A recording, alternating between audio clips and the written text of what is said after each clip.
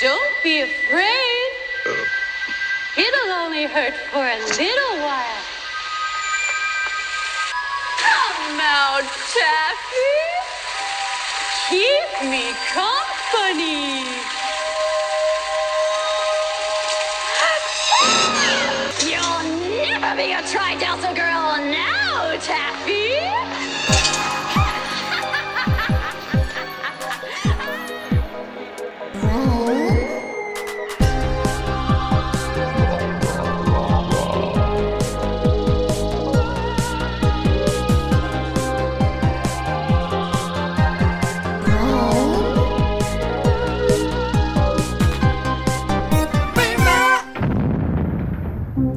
Well, howdy there, rotters. Welcome back to Brain Rot, the podcast that takes a deep dive into the best, worst horror films of the 80s and 90s. I'm Stevie, your VHS veteran. This week's episode is sponsored by new patrons Ruth, Dave, Nikki H, Gorehound, Stephen Jowett, and Benjamin Tyler Causey. Thank you guys so much. They all signed up to the Brain Rot Patreon last month, where they gained access to a back catalogue of bonus episodes, merch discounts, and regular new exclusive Patreon-only episodes. If you want to be in the gang, just head to patreon.com/Stevie's Brain Rot to sign up. So I've had a little rejig of the Brain Rot schedule, and today's episode may come out of the blue for some of you, but I wanted to squeeze it in before Christmas. And so today I'm going to be talking about sorority babes in the Slimbeball Bowl-O-Rama.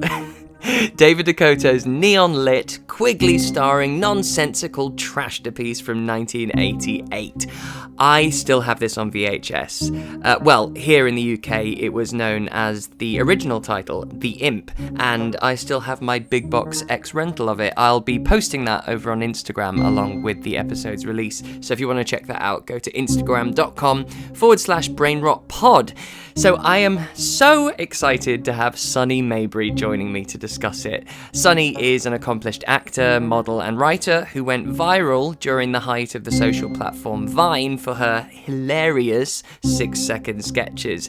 She's also appeared in genre films like Snakes on a Plane and played the lead role in 2004's Species 3, so she's royalty to me. And on top of all that, she happens to be a really freaking lovely person. Sunny, welcome. Happy pandemic. Happy pandemic to you as well. Thank you for having me. No, I'm honoured. I'm so stoked to have you on the show, actually, because I first came across you and your funny bones when I saw, well, along with literally millions of others, your 6-second comedy vines. This is before Vine pulled its own plug, I guess. Right. Okay, so you got in on my little channel way back in the Vine days. Yeah. Okay. Yeah. Obviously, you've been a working actor for many years before that, but that sudden sort of viral visibility, was that like a mad shock when that suddenly kicked off?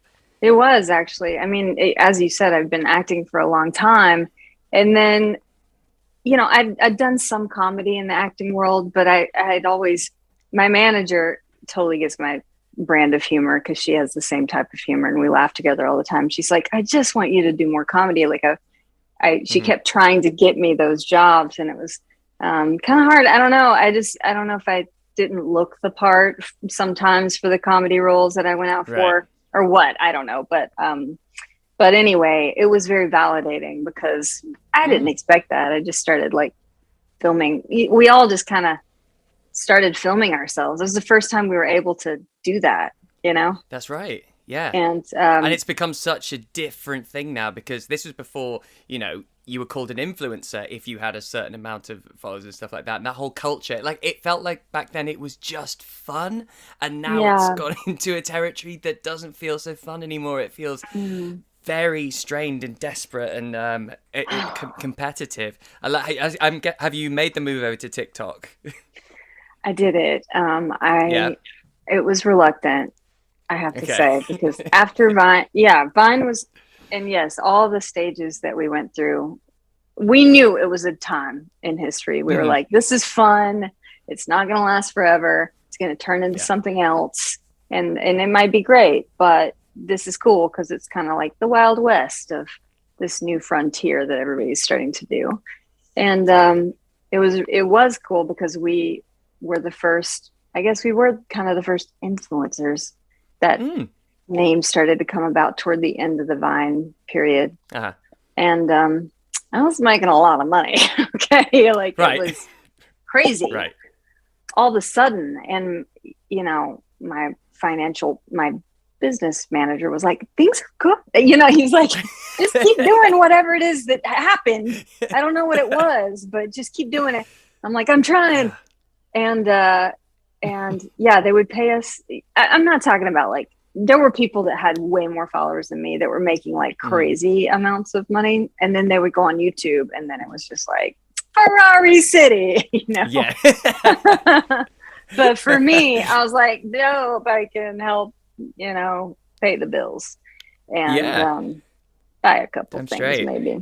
But then it did it fell apart because, you know, Vine started to go downhill. Things happened, things didn't happen. And that was a rough time when Vine decided to go away. Yeah, for me, it just like, I logged on one day and it wasn't there.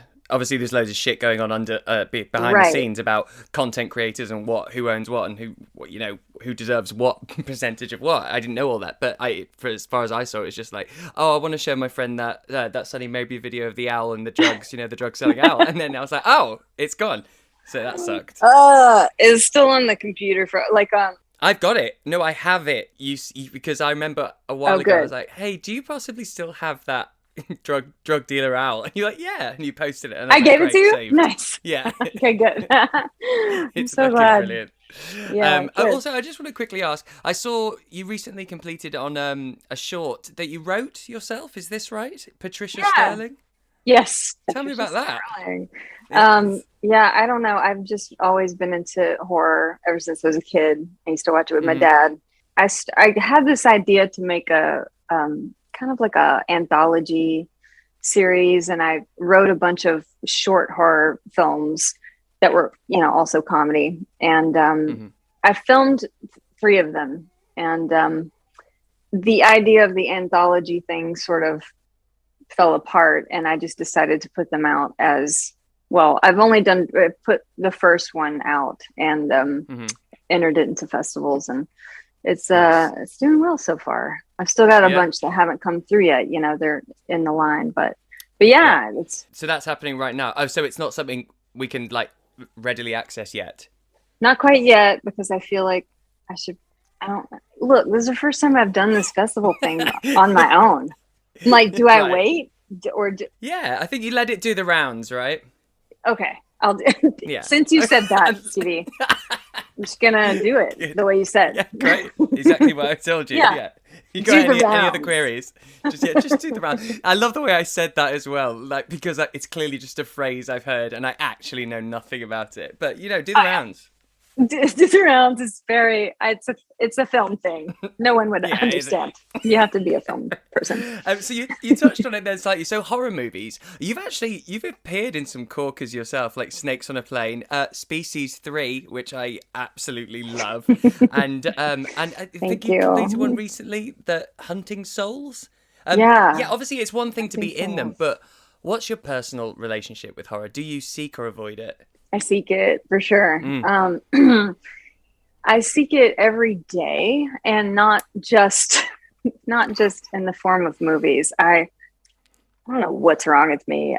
Something might be wrong with me, but I look for it in the form of podcasts and in YouTube. Lately, I've been watching true tales of horror on YouTube, and I fall asleep at night, and I'm like, I feel bad. I don't feel good at all. That really happened to someone. So the true ones are kind of a different story. But when it comes to horror movies, I kind of lean toward I love a dark indie just like everybody else. That's probably my favorite, a dark indie subgenre. But I love the over-the-top, what might be considered B-rated, or a little bit of comedy thrown in there, because it... or if it's paranormal, because it allows me to not be quite so scared. I think when the bad guy is a person, that doesn't feel like horror. It's true horror. It's like more, you're saying. You know, that, same as you. I sometimes get that worry. You know that I find myself drifting into a lovely deep slumber whilst I've got a podcast talking about the ins and outs of what John Wayne Gacy did to people, and it's like there's an imbalance there. There's something to be looked at. But I mean, I'm doing fine. I don't You're think fine there's a cause also. for concern. Yes, we're fine. We're fine together. Now then, I made you watch Sorority Babes in the Slimbeball Bowl-O-Rama. You're welcome. Yeah, thanks. Sorority. So yeah, you're so welcome. Were you a sorority sister and or babe? Absolutely not. Not anything against sorority babes. I have family members that are sorority babes. Not like that movie that I watched. Not at all. Thank God. But I know you said you don't have that culture in England, right? No. Where are you? You're in England. London. Yeah. London, right? Okay. Yeah. Love it. Love London. But yeah, I didn't want to be in a sorority. I don't know. I think it didn't feel like me, I guess. I was more the artsy weirdo, and I was very quiet, introverted in school. So right. I decided at a certain point that I wanted to come out of my shell, but not like in a sorority. Yeah. That's a hell of a coming out. Yeah. This was not like any sorority I've ever seen, this film. Right. Yeah, I was going to say, but the thing is, all we ever see is the representation of sororities in films. It's just highly sexualized, and it's fucking ridiculous. And I just can't believe it is what I constantly see in my eyes. I know. And I'm sure you've watched so many movies about this at this point doing this podcast. Yeah. Haven't you? Oh, yeah. So all the horror ones. I mean, because it's the perfect breeding ground for a killer, because you've got scantily clad girls always having a pillow fight, and they're never dressed. And so, great. Cool. I know. That's blood and feathers. Right. Awesome. It's what we do when we're alone, us women. Yeah, of course. I knew it. I fucking knew it. full makeup, fully blown hair, pillows. Yeah, right. So in the UK, this film was released as The Imp, which is the original title, but it's also markedly easier to say. But I think the main reason that we kept the original title is because A, we don't have sororities. B, a slime ball isn't really a name we'd use for like a lecherous guy. We'd say something like, "Oh, you pervy wanker." Right. Possibly. Okay. Or C, our bowling lanes are called bowling lanes. Bowl-O-Rama, and we call them bowling lanes. I don't know, bowling alley, I guess is what we call them here. Yeah. Bowl-O-Rama sounds very 50s. I don't even know what that is actually. Yeah, I thought it was like a tournament of sorts. Yeah, right. Yeah. Anyway, but the actual title, the producer Charles Band, he did a contest among his employees to see who could come up with the best alternative title to The Imp, because he didn't like it, and so they decided on bitching sorority babes in the Slimbeball Bowl-O-Rama, but the MPAA didn't like the bitching bit, so they lost that. So originally, man, that's a bummer. It should have just been bitchin' sorority babes. I mean, there you go. That's it. There you go, that's the one. In fact, that's my next band name. Bitchin' sorority babes. Yeah. Scar. Yeah. You always got to be listening for the band names. Yeah, exactly. Yeah, I've got a list. Mine's drag names as well. Nice. So suddenly someone will say a sentence and I'll go, hang on, and I have this breakup moment and I find there's a name in there. Like someone called Shona that I met, and I just came up with Shona Mercy, and I thought that's it. That would be my drag name, Shona Mercy. Beautiful, actually. So that's one of mine. But I have a notes on my iPhone of just bizarre drag names. Anyway, that's slightly off topic. So the script for Slimbeball Bowl-O-Rama was written in 10 days with only one draft. I know, can you believe it? Before we get into it, though, what is your overall impression of this movie? I mean, it was a world that I entered that felt like another dimension for a little while, and I love the 80s dimension. The whole decade feels like another dimension to me. But this was a very specific corner. I don't know, a lot of things to talk about throughout. Just a light show of colors and acting styles, choices. Choices. Choices. I think that's Yeah. the overarching sort of title Yeah. above this, and then we've got subcategories to talk about, but choices is what I would say the essay is titled. And what I find myself thinking most often would be, why? That's and not often answered. Not interesting. answered. So, we might let's see if we can answer some of them now. So let's sort of talk through it a little bit. So I would love we've to. got Yeah. the we've got the you've got your three dudes, your three horny teenage boys. Classic. Yeah, and they're going to infiltrate the sorority sister initiation. Okay, this is going right. Okay, let me just have a moment. So this first initiation round, I found it very uncomfortable because you've got the two pledges being spanked for a very, very long time over the couch, and that's fine. My issue was that the sorority sisters who are doling out this initiation are just silent while this is happening. There's no giggling, no finding it amusing or egging on, just mere emotionless observing. Yeah, that was weird. That was a choice, wasn't it? It was. I don't know if sometimes something looks like a choice. It is a choice because no one decided to make a choice, and that's a choice. That's it. That is a choice. Choice not to make a choice. Yeah, no one said like, "Hey, why don't you guys have some ad lib, or why don't you giggle, or not?" You know? Yeah. Maybe they did. I don't know. They wanted to allow a lot of room for the guys that were blatantly standing in the window and talking at full volume. Maybe. Yeah. Oh, that's probably it. Yeah. That makes a lot of sense. Yeah, because in the world of those girls, I couldn't work out who this is for. I know it's literally for the teenagers renting the movie at home, but in the world of the film, I didn't know what was happening. But Babs, our main girl, she catches the three boys, and so the pledges have to then. This is part of the initiation. Break into a bowling alley, steal a trophy, and the boys have to go with them. Okay. Right. Did they come up with that on the fly? I never quite got it. Right. Is it a tradition? Is it an annual tradition to get into the college? Or it feels like this one's on the fly. It felt like, oh, that was too easy. You got spanked for literally 7 hours. What else should we throw at you? Breaking and entering. Yes. Strange. Cool. Thank God it was the 80s, so I did actually see a couple of security cameras they had there. Right. But they don't do much because there are 3 break-ins in one night at this mall and not one alarm goes off. Why did they even show us this security camera? Right. Now I'm like, not good. You expect after that to see a bunch of cops sitting on the other. No, it was the girls. They were watching them from inside the mall. Of course, that's right, from the room. The janitor. So we meet the janitor, who I think he's meant to be comedy relief. I mean, but the thing is, they trap him in the cupboard by mistake, and he somehow doesn't know what's happened. And we know that because he literally says to himself exactly that. I don't know what just happened. Right, and that's how you know. Yeah, and it was very easy to tell.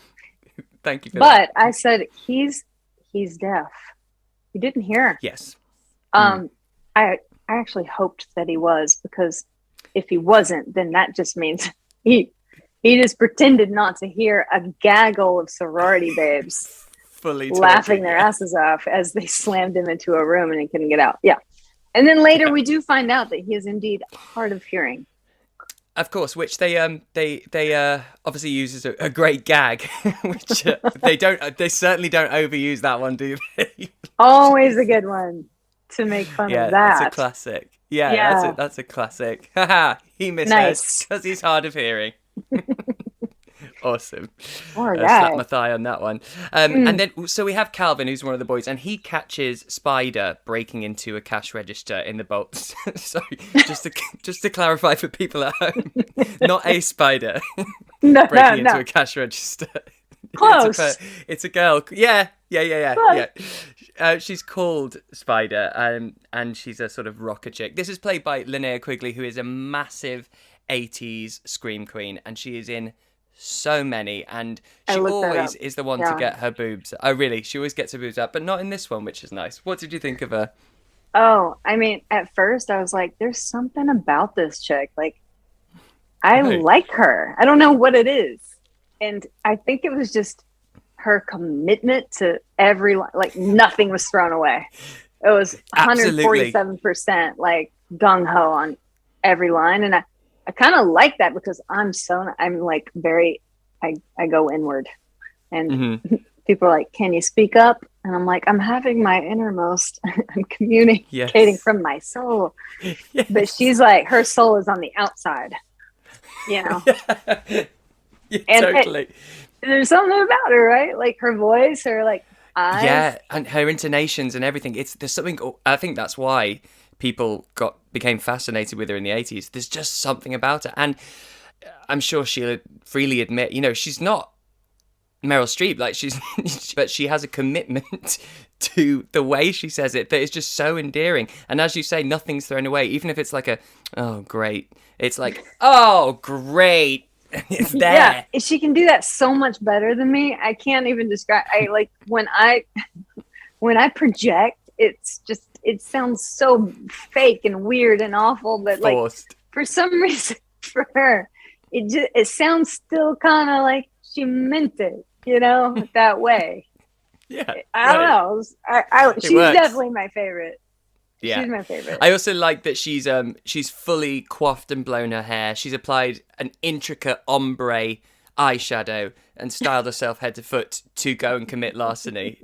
Like that's how I would do it. I mean, like if I'm gonna get caught, I'm gonna get caught looking like a snack. Let me tell you. Yeah, and that hair. I mean, I was like, it's not discreet. It's not discreet at all. Right. It's Good on her. Beacon of blonde. All my references are so dated like of who. Thundercats is what comes to mind for me. Sure. Okay. Say She's that one. like this big too. And I was like, oh my gosh, it's ridiculous. 40 pounds trying to get. Yeah. And it was great. I mean, I love that. That they made like the rough and tumble chick, a chick. Yes. Yeah. And she's that 80s skinny as well, where it's sort of like you don't see the muscles because they've been worked on. It's because she's close to emaciation. It's just like, right. That's all there is. Ribs and muscle. Yeah. Yeah, cool. yeah. Healthy. So let's just get to it, and because we can't avoid it. So they dropped the trophy, Sonny. Were you expecting what happened next? What came out of that little trophy? I mean, no, I didn't. I saw that there was a creature that, I had to look out for, but you don't know when he's going to show up. And as soon as the smoke started pouring out, I was like, here he is. This is where he's going to come out. Right. And my husband and my friend were like, oh, heck no, it's not that. Practical effects coming out. Yes. And it's proper practical, isn't it? Because obviously this thing does not move, and I mean it's not animatronic as well, it's puppeteered, and his whole opening speech, everyone is looking down upon him and he's addressing them from the floor, but clearly the puppet doesn't have up and down eye mechanism, and so it's looking at the floor whilst talking directly to them above him. It's little oversights like that draw me to these films where you go, wow, that's kind of the eye contact, that's quite an important thing. They didn't think of what massively different levels the imp and the humans will be at. Yeah, I agree. I could not tell where they were in relation to him at all. I was like, wait, am I? And then is he on the shelf?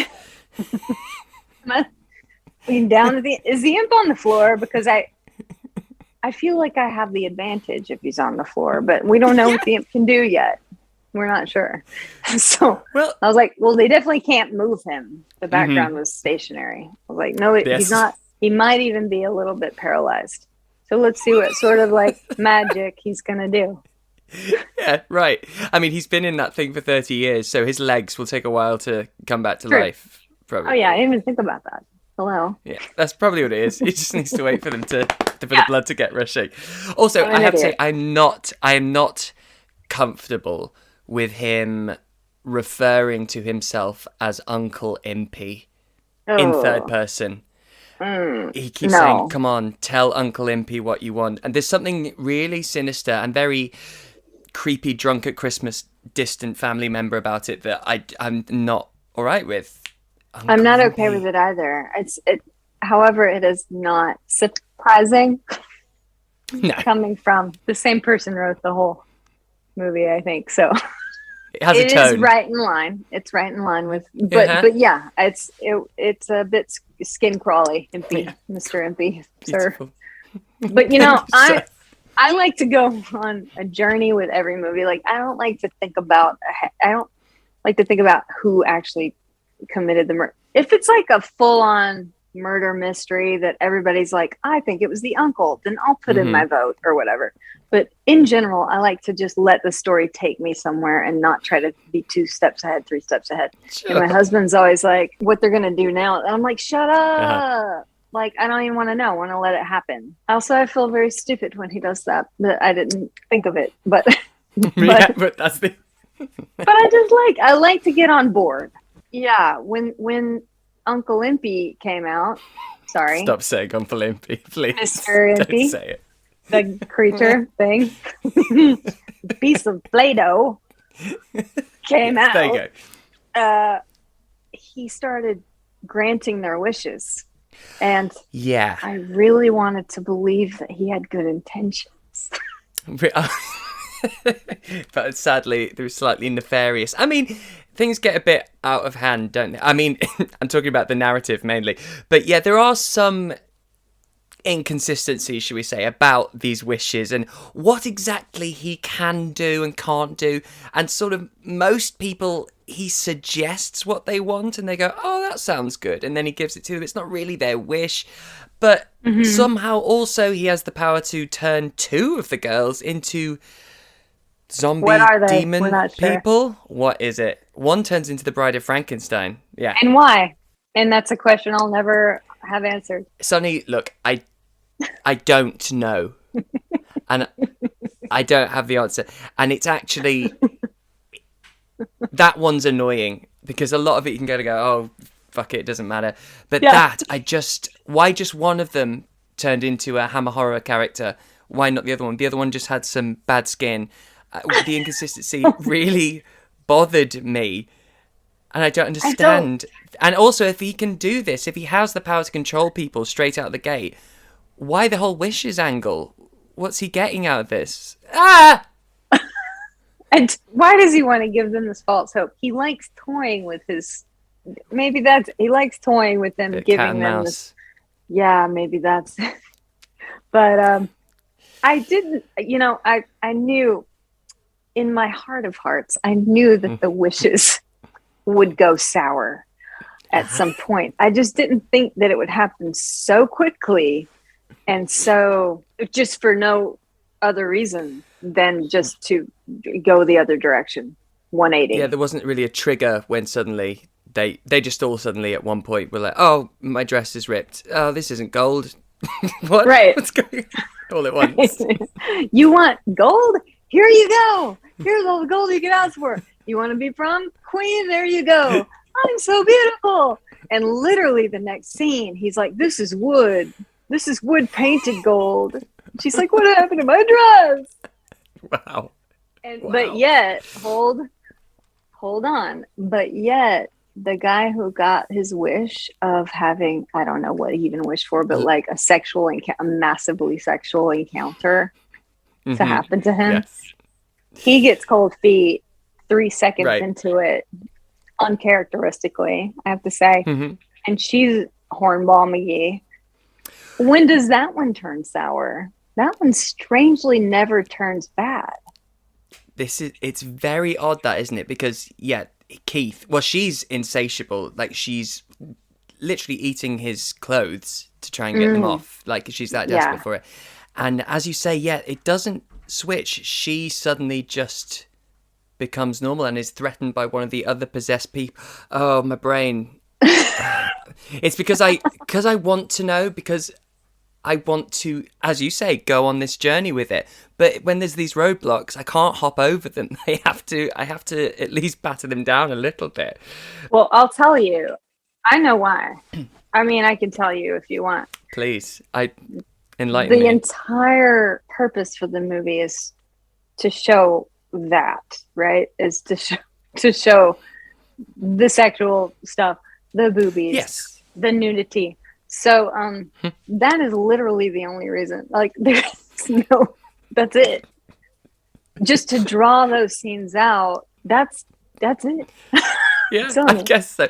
But I love they try at one point, because the imp says to Babs, he gives his backstory and goes, I'm an imp and I do this because I'm tormenting you. And he says, it's a nasty lesson for a nasty girl. And I thought, oh, right, so they're trying to now make it a sort of morality tale. And I mean, that's a stretch in my book. But okay. But then he also turns her into like a biker demon. So she doesn't learn a lesson. No.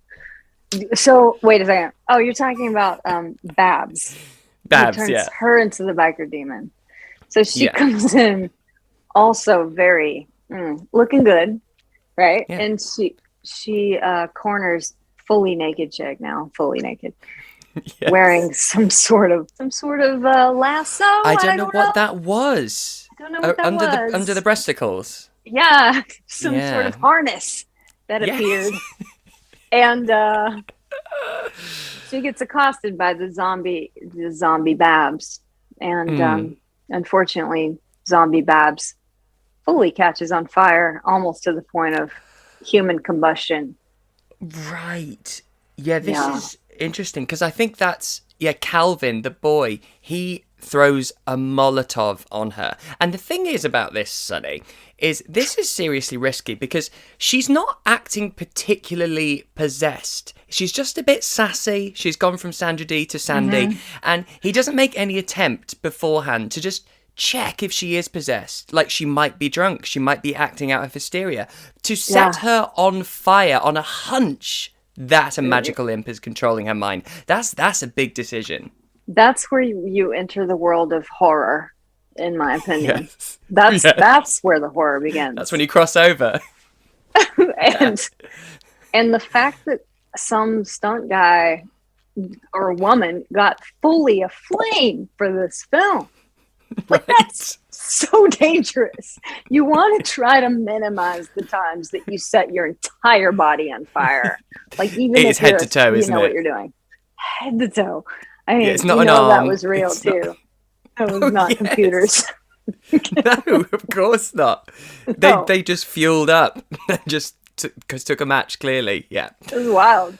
I love that they never think, maybe if we trap the imp or kill the imp, all these people will turn back to normal people. But no, they go ahead and kill them, commit full-on murder before thinking, let first stage be defeat the imp, and then we'll see what happens with these guys. But no, they leave 8 bodies there, because she convinces him this is Spider, convinces him to go on the run with her and skip town so that they're not implicated in 8 murders.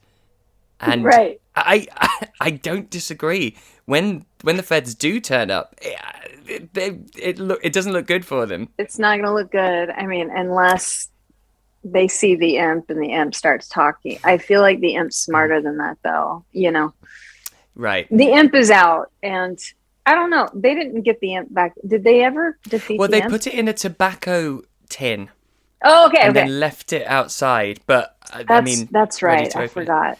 Honestly, I had some problems with the third act. So, like, at a certain point, I was like, I don't know if I can hang on.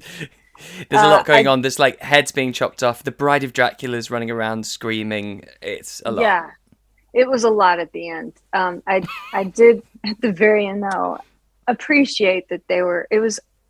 I mean, what it really was a love story. A love story? I knew you were going to say that. You're good at this. I feel like they're still together. In my heart. So, what I want to just ask before we finish is, with films like this, do you enjoy it? Because I've tried to explain. A lot of people don't understand why I warm to films like this and find them so endearing, because more often than not, there's a sincerity and an attempt, something with, you know, layers or some sort of substance, even though obviously it's about tits and ass and just, you know, getting a bit of money out of the VHS era. But that, to me, and how bad it is so much more enjoyable than a straight up just bad film. Because what's a bad comedy? It's a film that's not funny. Yeah, I mean, it takes a special kind of brain, I think, to come up with these situations. Like, right. I don't even know how you do some of them. It's literally like you put a bunch of things in hats and then you just pull them out and put them together. Like, all right, we're gonna do this. And 100%. I love the random. You know, I love the random humor. I think you have to live through that time period as I was a kid, you know, but as a filmmaker or someone who is interested in the arts, or even just like an audience member, you kind of have to live through that period to understand why that was so magnetic at the time, right? Yeah, totally. Because we find it that way for a different reason than they did. It's nostalgic. I know, I love it. Thank you so much for this, by the way. Thank you. It's really cool to think about that they meant it to be funny. Right, yeah, that's always fun as well, when it's like the wisecracks that the Imp's making. Are we meant to genuinely laugh at that? It's just like, it's almost problematic. But what you were saying about pulling it, you know, just pulling it out of hats ideas. Actually, the producer, Charles Band, his company Full Moon, the way he got films financed was he would come up with a title, a movie title, and mock up a poster before there was a script, before there was a cast, before there was a director. He would do that. And that's how all of his films were made. So this was the same. He came up with this idea, The Imp, slightly based on an old story called The Monkey's Paw about, granting 3 wishes, but actually they're twisted wishes. And so that's how he did it. It's literally, as you said, they literally pulled it out of hats and went, right, make a movie around this concept. And I think what a great way to work. Like, it's so now the industry, you know, it's so tight to get a script off the ground. Yeah. Imagine selling a film just on the title alone. It's a different time. No, that's cool though. I like coming up with things in a way that, I guess they're called triggers. Some people call them triggers. So it's like, you know, whatever you can do to get an unexpected combination or something that your brain doesn't normally think of on its own. Like if you have to get outside help of something random, then great, you know. I've got like a whole bunch of ideas written down, and then sometimes I'll say, what if I put that weird concept with this story? And then it becomes like an original story, you know? Of course, yeah. I mean, but it doesn't matter if it's, you know, the most ridiculous comedy horror or if it's darkest drama. It's the same. Mm-hmm. You know, we're all just trying to come up with original ideas. And a lot of these 80s movies, I want to redo them. You know, like I want to redo some of them. Maybe not this one, but I think we can let this one lie. But now, we've hopefully brought it to more people's attention so they can go back and revisit it. So thank you so much. I really appreciate you doing this. Yeah, it was awesome. You. And tell the people at home where they can find you online. I don't mean give your address. I mean, you know, online. My actual physical address. My home address. No, I'm the same handle on everything at Sunny Mabrey, SUNNYMABREY. And I'm on the old TikTok now, but I don't know what's going on. Honestly, I'm writing a lot and, you know, trying to developing films and stuff like that. Yeah. Which is cool. But I still go on the gram. Are you on Instagram and TikTok and all that? I am. No, I haven't. I have a TikTok account, but I had a bit of a meltdown, existential crisis trying to use it. I just wanted to do a video going, hey guys, it's Stevie, I'm finally doing it. They told me to go on that's all I wanted to do. And it's not as simple as you hold record and then press post. I was doing it and then I played it back and it was playing it backwards and then it was fast forwarding it and then I was like mirror image and then it was saying, do you want to add to the middle? And I was like, what do you add to the middle of the video? What are you talking about? And so I had a little crisis. So now I'm a lurker. So I flick through, but I don't make videos. Right. Well, I mean, it's either way. I totally get the frustration because, learning a whole new platform every time a new one comes out, it's a lot. It is but you a can lot. just film it on your camera and then upload it. Oh, can you? Okay, that I can do. There you go. Well, I've learned a lot, and I'm sure, and I hope you have too. Oh yeah. As I said with the, you. with the short films, just do the rounds. Yeah, do the rounds, and Do the rounds. then I will, of course, on my socials, I will make sure you guys know where to watch the Trish's story. Please. But once again, thank you so much, and have a lovely weekend. You too. Well, there we have it. Thank you, Sunny. You actually made it feel sunny in bleak, wintry London for 40 minutes. What an awesome guest. Next week, we'll be taking a deep dive into the murky waters of the Bahamas? That's right, we will be covering the sequel nobody asked for, but everybody's thankful for, Jaws: The Revenge. I can't wait to get stuck into that. Oh, I should have said take a bite out of that. Anyway, in the meantime, why don't you come and find us on the socials? On Twitter and Letterboxd, it's Stevie's Brainrot. On Facebook and Instagram, it's BrainRotPod. You can email me. The address is steviesbrainrot@gmail.com.